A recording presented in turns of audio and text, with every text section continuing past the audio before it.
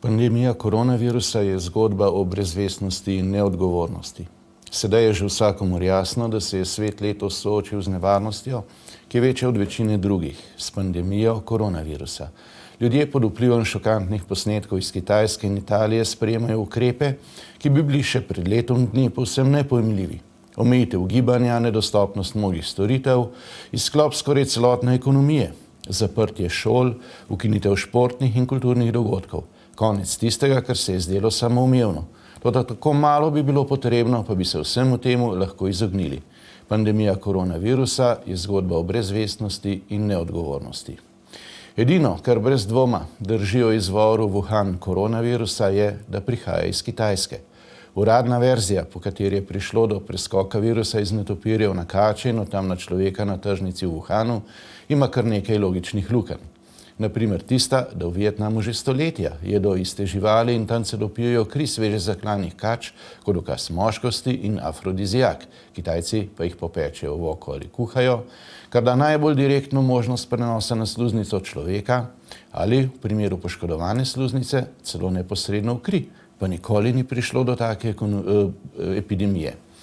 Poleg tega sta slučajno ravno v Wuhanu edina kitajska laboratorija za raziskovanje, torej za razvoj bioloških orožij, tako imenovane 4. stopnje, torej za manipuliranje z najbolj nevarnimi virusi. Po objavljenih reportažah v nekaterih medijih so preživele okužene živali iz poskusov v laboratorijih, tam zaposleni pod roko prodajali za hrano na tržnici v Wuhanu. In boj proti koronavirusu je na Kitajskem dejansko vodila največja kitajska strokovnjakinja za biološko bojevanje, članica generalštaba Kitajske ljudske armade. Tudi mnogi strokovnjaki po preučitvi virusa, njegove sestave, genoma in delovanja izražajo zelo upravičen dvom o uradni verziji. Resnice itak ne bomo nikoli izvedeli, toda obe poti, naravni preskok ali da je virus kot umetno narejeno bojno orožje ušel iz laboratorija, imata skupni imenovalec. Virus je svojo uničevalno pot med ljudmi začel zaradi človeške brezvestnosti in neodgovornosti. OZN in WHO, World Health Organization, sta se pri prehodu epidemije v pandemijo spet izkazali kot neustrezni in neučinkoviti. Kitajci so sicer izbruh epidemije in podatke o koronavirusu mnogo tednov prikrivali in tudi sedaj njihovim uradnim objavljenim podatkom o obsegu epidemije in številu žrtev ni mogoče v celoti verjeti. Socializem se je znova izkazal za vir svetovnega zla. Najprej lokalni partijski veljaki niso upali povedati resnice naprej, ko so jo, je prišla z višje ravni prepoved paničarjenja in zahteva za blokado informacij ter za najhujše kaznovanje širjenja laži. Toda decembra so opozorila prišla v svet in v začetku januarja je postala nevarnost pandemije očitna. Vendar Svetovna zdravstvena organizacija WHO ni zahteval preventivnih ukrepov zaradi epidemije takoj, ko bi pred vračanjem Kitajcev z njihovega novega leta še lahko preprečili širitev pandemijo, ampak šele 2 meseca prepozno. Takega koruptnega dinozavra nihče ne potrebuje, samo še zmedo povečuje.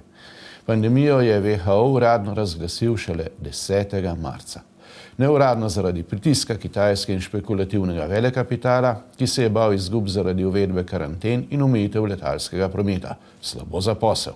Toda sedaj gredo prav za to izgube v tisoče milijard evrov. Tudi Kitajska, ki je vedela vse o grožnji širitve okužbe in je zato za svoje državljane v več mestih že decembra in januarja uvedla prav drakonske omejitve, mednarodnih poletov iz Kitajske ni pravočasno omejila.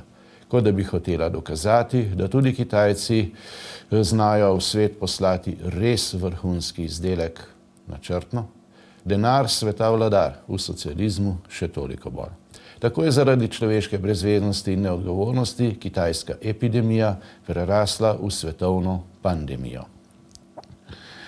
Če nekdo zaradi malomarnega dela v službi ali z opustitvijo dolžnostnega ravnanja povzroči nesrečo ali celo smrt, je to kaznivo dejanje.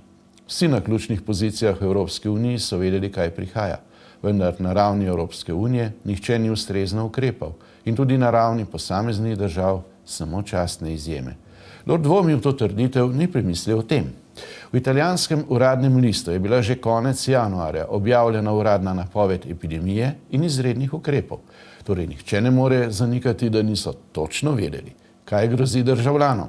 Pa mislite, da je leva italijanska vlada predtem ali vsaj takoj po objavi omejila polete iz Daljnega vzhoda, uvedla karanteno za potnike iz Kitajske, poskrbela za interventni nakup dodatnih 10 tisočev kislikovih respiratorjev? Nič od tega. Resnejši ukrepi so sledili šele po več tedni, proti koncu februarja, 2 tedna potem, ko se je v severno Italijo po koncu kitajskega novega leta vrnilo 100 tisoč kitajskih delavcev in je bil izbruh že nezaustavljiv, ter so ljudje začeli umirati. Italija pa je postala evropski epicenter okužbe. Januarja sem večkrat opozoril, da bi morali v Evropski uniji nujno uvesti prepoved potovanj na in iz Kitajske ali uveljaviti vsaj najbolj nujne omejitvene ukrepe za potovanje. Na prvem mestu bi morala biti najmanj 14-dnevna karantena za vse, ki se vračajo iz Kitajske. Nihče ni reagiral, čas je tekel. Po Sloveniji so kot v posmeh varnosti ljudi prevažali avtobuse s turisti iz Wuhana. Na koncu sem 26. januarja kar preko Twitterja javno vprašal slovensko vede vlado in Evropsko komisijo, zakaj ne uvedejo vsaj najbolj nujnih omejitvenih ukrepov za letalska potovanja, torej vsaj karantene za potnike iz Kitajske. Iz Evropske komisije mi nikdar niso odgovorili. Če bi bil poslanec Evropskega parlamenta, bi mi morali in morda bi bilo potem kaj drugače. Da je bil teater absurda v Bruslju popoln, so namesto ukrepanja proti grozeči epidemiji koronavirusa in ob agresivnih Erdoganovih islamističnih hordah na meji Evropske unije v Grčiji, februarja in celo še 4. marca v Evropski komisiji in vodstvu Evropskega parlamenta organizirali številne posvete na temo globalnega segrevanja oziroma podnebnih sprememb, ter se slikali z Greto, ki je Evropski komisiji in vodilnim funkcionarjem Evropskega parlamenta predavala o rešitvi zemlje. Srhljiva podobnost z dogajanjem v antičnem Rimu tik pred propadom, ko so voditelji imperija v svojem dekadentnem mehurčku povsem izgubili stik z realnostjo, kar bode v oči. Odgovori Šarčeve vede vlade so bili milo rečeno neustrezni. Ukrepanja ni bilo. Februarja sem večkrat opozarjal, da bi morali uvesti kontrolo na meji z Italijo in omejiti potovanja tja.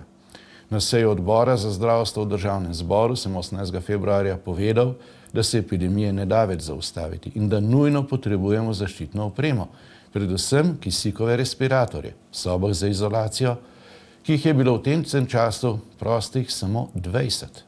Strani takrat še Šarčeve vladajočih sem dobil nazaj kup demagogije o zastraševanju in tudi očitne nestrokovnosti, po kateri bi za to gripico zadoščala 5-dnevna karantena.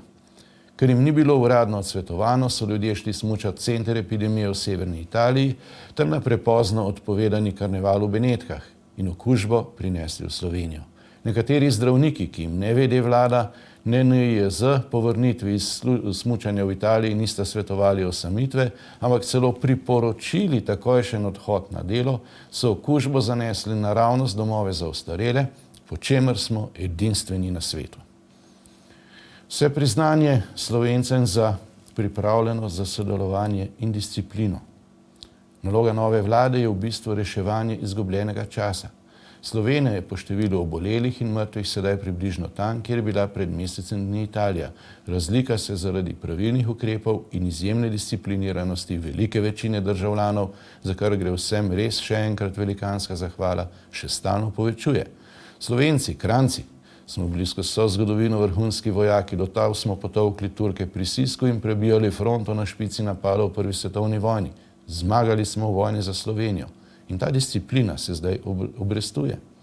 Po mojem mnenju je za preventivo najdragocenejša izjemna pripravljenost Slovencev za sodelovanje, zaradi česar najostrejši ukrepi nikakor niso potrebni in bi bili hitro lahko celo zelo kontraproduktivni, saj bi ljudem odzeli voljo za sodelovanje in samodisciplino.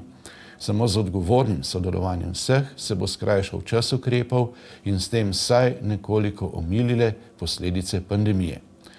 Pandemija nikakor ni samo medicinski izziv, pod vprašaj postavlja številne moralne, etične, kulturne, demokratične in civilizacijske vrednote. Prvi učinek pandemije so porušeni normalni odnosi med ljudmi. Po eni strani ni običajnih socialnih stikov, ker nenujnih v tem obdobju sploh ne sme biti. Po drugi strani so člani družin, zlasti v mestih, ves čas stisnjeni v majhna stanovanja, kar čez tedne lahko privede do razdražljivosti in še česa hujšega. Hitro se ruši celotno zdravje, tudi v tistem delu, ki sploh ni povezano s samim koronavirusom. Ljudje je strah in stiske lahko vplivajo pri labilnih osebah na duševno zdravje. Poleg tega so običajne zdravstvene storitve skoraj nedostopne. Omejitev zobozdravstva na samo par točk in zgolj najbolj nujne posebe lahko neproblematično deluje par dni. Po par mesecih pa se bo nabralo toliko težav, da bo klecnilo zobozdravstvo tudi po sprostitvi in velik del ljudi bo končal s katastrofalnimi trajnimi težavami. Zato bi takoj po prejemu zadostnih količin zaščitne opreme morali sprostiti celotno zobozdravstvo vsaj za bolj nujne posege. Podobno je z vsem, kar zdržuje običajno zdravstveno stanje na vseh področjih. Težave se samo odlagajo, se bolj odlagajo in kopičijo. Pandemija koronavirusa v resnici razgalja vso bedo javnega zdravstva v Sloveniji. Težave, ki niso posledica zdravnikov in medicinskih sester, ki s svojim garanjem v resnici rešujejo sistem, ampak desetletja odliva denarja iz sistema javnega zdravstva v stotine nanj prisesanih rdečih pijavk, od ekskluzivnih dobaviteljev do vseh mogočih trikov za odliv denarja, celo v medije. Naprimer, k lastnikom nekaterih najbolj žaljivih levičarskih glasil, ki seveda zato obstoječi, vse bolj zastareli sistem javnega zdravstva fetišizirajo in kujejo v nebesa, do vseh, ki argumentirano opozarjamo na probleme, pa so skrajno nestrpni. Prava katastrofa pa bo ob daljšem trajanju ukrepov v gospodarstvu.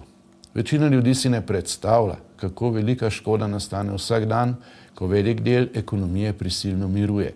Svetovna recesija ne samo, da potiho trka na vrata, zakovanimi gojzarji že brca vanje. Svetovni turizem je za čas pandemije klinično mrtev, avtomobilska industrija stoji in tako naprej.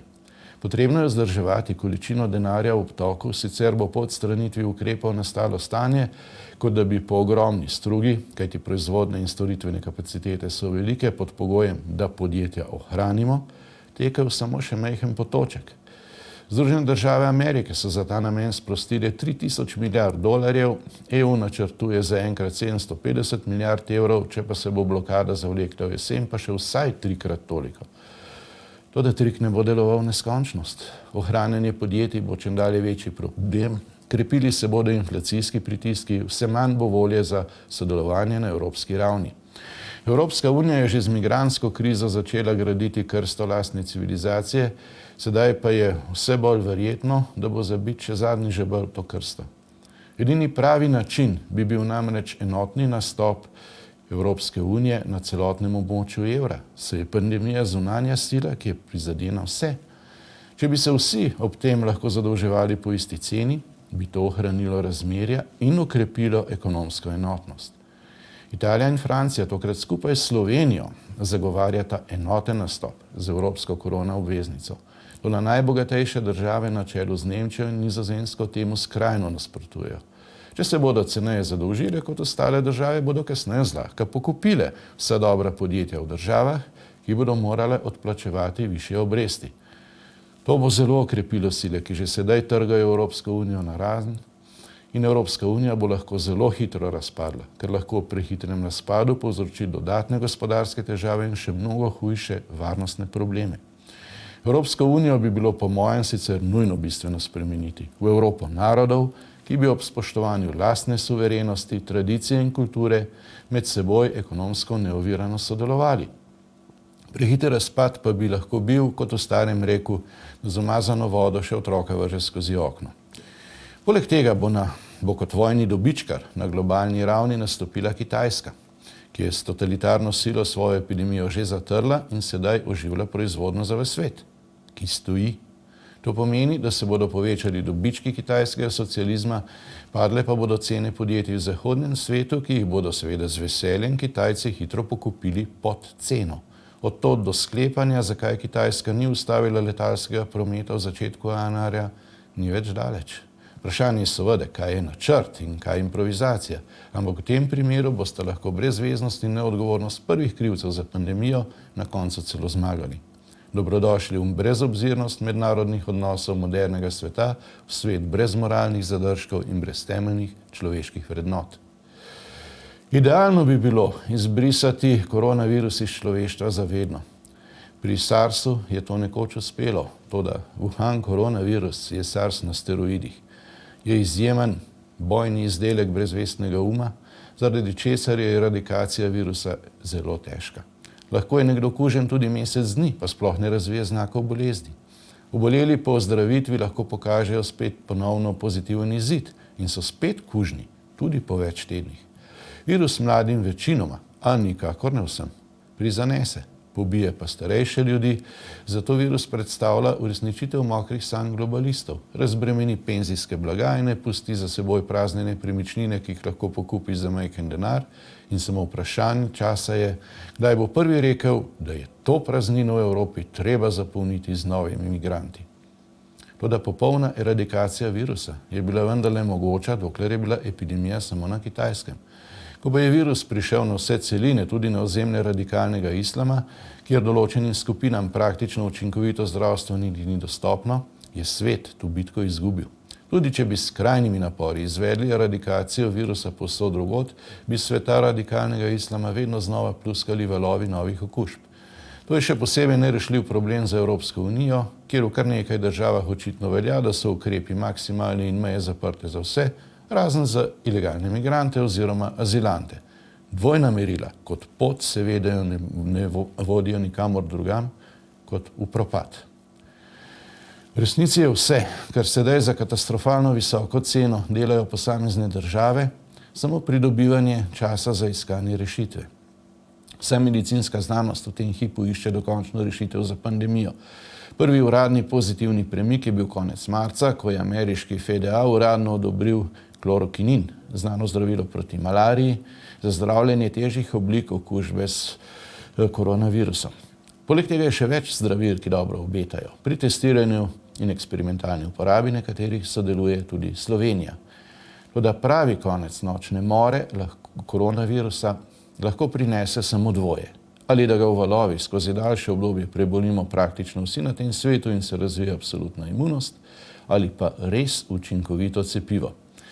Prva pot bi ob sedanjih ukrepih pomenila, da bi pandemija trajala še vsaj 2 leti, odnesla bi na milijone življenj in imela tako hude ekonomske in socialne ter politične posledice, da svet nikdar ne bi bil več podoben dosedanjemu. Združene države Amerike bi se zaprle vase in v svetu bi dvignili glave diktatorji ter drugi norci vseh vrst, revščina pa bi bila tako velika, da niti zelo velike vojne ne bi bile več izključene. Edina dobra pot je torej, da se čim prej razvije res učinkovito cepivo ter precepi v svet, takoj potem pa življenje povsem vrne v normalne tirnice. Toda virus hitro mutira. Že sedaj se govori o vsaj 8 sevih koronavirusa in razvoj cepiva je zelo otežen. Celo v najboljšem primeru bo trajalo še več mesecev, preden bo izdelano pravo cepivo in pripravljeno v zadostni količini. V vsakem primeru je zato bistvena naloga, da posledice ne smejo biti trajne. Vsaka luč na koncu tunela lahko pomeni dvoje. Ali prihaja nasproti vlak, ali pa je izhod. Največja katastrofa za človeštvo bo, če bo svet izšel iz te zgodbe bolj totalitaren, namesto bolj odgovoren. Svoboda je neločljivo povezana z odgovornostjo. Ti dve vrednoti lahko obstajata samo hkrati in skupaj. Samo dosledno spoštovanje obeh prinese varnost in blaginjo. Benjamin Franklin je že pred več stoletji opozoril: kdor žrtvuje svojo svobodo za nekaj več varnosti, ne zasluži ne varnosti, ne svobode in bo na koncu izgubil oboje. Kdor misli, da ni možnosti za slab izid, se hudo moti. Celotno dogajanje v zadnjih letih je vodilo že itak v smeri, da postane povsem realna možnost, da bi v naslednjih 30 do 50 letih ves svet lahko zdrsnil v 2 sobivajoča totalitarizma. En del v kitajski tip socialističnega 1984 totalitarizma z vseobsegajočim tehničnim in političnim nadzorom, drugi del pa v totalitarizem radikalnega islama. Pandemija te silnice samo pospešuje in dela očitne vsakomur, ki jih le hoče videti. Če izhajamo iz pozitivne strani, pa prav ta očitnost omogoča, da se obrne svet v pravi smeri, v smeri več odgovornosti in s tem več svobode, dokler je še čas. Situacija je zelo podobna času osamosvojitve Slovenije. Sedanja situacija v Sloveniji me ves čas spominja na čas osamosvojitve. Tudi takrat smo ljudje enotno želeli samostojno Slovenijo. Levičarji pa sabotirali do zadnjega in smo ključne dokumente, kot je bil osamosvojitveni proračun, sprejemali v takratni skupščini tudi samo enim samim glasom večine. Ljudje so v velikanski večini tudi danes izjemno enotni in se ukrepov res dosledno držijo. Politika pa je zaradi ideološke zadrtosti levičarjev v Sloveniji spet razklana. V Združenih državah Amerike sta si celo najbolj zagrizena nasprotnika, to je leva Nancy Pelosi in desni Donald Trump, segla v roki in skupaj rešujeta situacijo. V Sloveniji pa so poslanci socialnih demokratov SD, Liste Marjana Šarca, LMŠ in Levice te dni preprečili, da bi našo južno mejo lahko zaščitila slovenska vojska in s tem razbremenila hudo preobremenjeno policijo, ki mora sedaj izvajati tudi kontrolo na meji z Avstrijo in Italijo ter mnoge druge ukrepe. To so storili prav v dneh, ko so na zelo hitro širitev okužbe s koronavirusom med ilegalnimi migranti in uvajanje karantene zanje opozorile mnoge države na migrantski poti, od Grčije do Bosne. Pri tem se je treba zavedati, da so lahko testirale samo tiste, ki še niso odšli na pot proti Sloveniji. Najdbe zdravil med smetmi, ki jih za seboj puščajo ilegalni migranti, zgovorno pričajo, da so med njimi tudi oboleli. Ker sedaj ne bodo več mogli tako zlahka naprej, saj so Avstrija in Madžarska dejansko ukinile možnost sprejemanja novih azilantov, Italija ima najhujšo epidemijo in prepoved gibanja v Evropi, Hrvaška pa obolelih ne bo sprejemala nazaj, bodo torej oboleli ostali v Sloveniji, najprej širili okužbo in potem bremenili že sicer preobremenjeni zdravstveni sistem Slovenije. Vsi ukrepi, ki so tako neprijetni za naše državljane in lahko v podaljšanem trajanju, usodni za slovensko gospodarstvo, so dolgoročno obsojene na neuspeh, če se hkrati ne zapre meja za ilegalne migrante. Sicer bo okužba, kljub vsem naporom, vedno znova pluskala čez mejo in nevarnost bo spet tu. Kdor zavestno izpostavi svoje državljane hudi, celo življenjski nevarnosti, stori veleizdajo. Namesto, da bi sprejeli ponujeno roko sodelovanja, so poslanci SD, LMŠ in Levice po tej definiciji storili veleizdajo. Mnogi mislijo, da samo iz užaljenosti, ker so zaradi odstopa očitno nesposobnega Šarca izgubili oblast. Po mojem mnenju pa je še nekaj hujšega. Gre za prevlado primitivne in nesprejemljive ideologije, po kateri ima pred varnostjo in zdravjem lastnega državljana prednost tujec. In slabše, ko je stanje, bolje bo za nas levičarje. Državnik je samo tisti politik, ki z dejanji dokaže, da je sposoben svoje osebne in politične interese podrediti skupnim interesom vseh državljanov. Dobro za Slovenijo bi bilo, da bi tudi pri teh strankah prevladal državniški duh nad pritlehnim politikanstvom, ki v teh dneh ne le uničuje Slovenijo, ampak tudi neposredno ogroža zdravje in življenje ljudi. Za dober izhod iz sedanje situacije je bistveno, da se čas trajanja posameznih ukrepov kar najbolj zmanjša. To pomeni, da ne smemo čakati na cepivo, ampak čim več ukrepov odpraviti že prej. Ne, da se ukrepe zavlačuje in zaostruje, ampak postopno odpravlja takoj, ko okoliščine to dovoljujo. Kajti pandemija bo še dolgo trajala. S časom pa bo škoda vse bolj nepopravljiva. V Sloveniji pandemijo zaradi pravilnih ukrepov in dobrega sodelovanja velike večine ljudi obvladujemo. Toda poglejte sosednje države. Zato bi bil tako dragocen konsens in sodelovanje vseh za sprejemanje za Slovenijo optimalnih rešitev, ki bi omogočale čim prejšnjo odpravo ukrepov in s tem preprečile nastanek trajnih negativnih posledic vseh vrst. Najprej je potrebno pridobiti zadostno količino zaščitne opreme in vzpostaviti lastno proizvodnjo zaščitnih sredstev.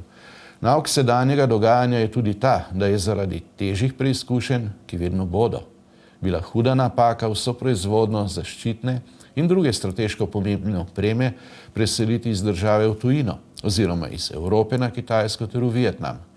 Potem je potreben takoj zagon gospodarstva v največji možni meri. Nekateri bodo sicer leta klinično mrtvi in bo treba iskati nadomestila.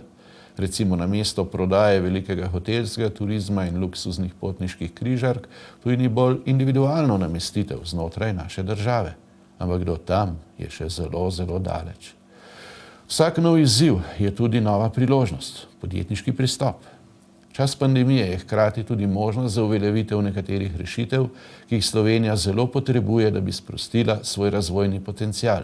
Uveljavitev avstrijskega modela socialne ureditve za zaposlene je po mojem mnenju prva taka možnost, ki bi dajala podjetjem mnogo večjo fleksibilnost v sodnem času, ki prihaja. To je tudi priložnost za odpravo mnogih nepotrebnih postopkov, birokratskih soglasij in omejitev, ki so v tem času še bolj odveč in kaj hitro celo razvojno uničujoča ovira. Dober izhod za Slovenijo bo, če bo čimprejšnjo ukinitev ukrepov spremljalo tudi slovo od nekaterih miselnih usedlin in predsodkov prejšnjega sistema, ki se še kar vlečejo že 30 let. Prvi pogoj za to je, da se vse stvari realno imenuje s pravim imenom in brez vsakega prikrivanja in manipuliranja s podatki išče na tako zdravi osnovi optimalne rešitve. Slovenija ima fantastičen razvojni potencial, toda slej so svoje znanje in sposobnosti lahko mnogi uresničili samo v tujini. Sedaj je priložnost, da se to spremeni. Nikoli se ne sme pristati na to, da stavek nič več ne bo tako, kot je bilo, pomeni konec vsega lepega. Nasprotno, lahko pomeni tudi pozitivno za razvoj in demokracijo. Že če bi uspeli odstraniti preveliko vlogo državnega nadzora in saj po 30 letih samostojnosti končno izhajati iz načela, da smo ljudje večinoma pošteni in torej resnično iz načel pozitivnega prava, bi uresničilo ta stavek. V tisti meri, kot bomo uspeli zanašati se samo sami nase, ohraniti svoje zdravje, okrepiti svojo varnost, ohraniti svoje gospodarstvo ter sprostiti razvojni potencial, ob tem pa ohraniti tudi demokratične vrednote ter okrepiti demokratičnost sistema v celoti, pa bomo tudi v razmerah, ki smo jih pred desetletjem gledali samo v filmih srhljive znanstvene fantastike, uresničili najboljši možni izhod iz pandemije za Slovenijo. Srečno Slovenija, ostanite zdravi.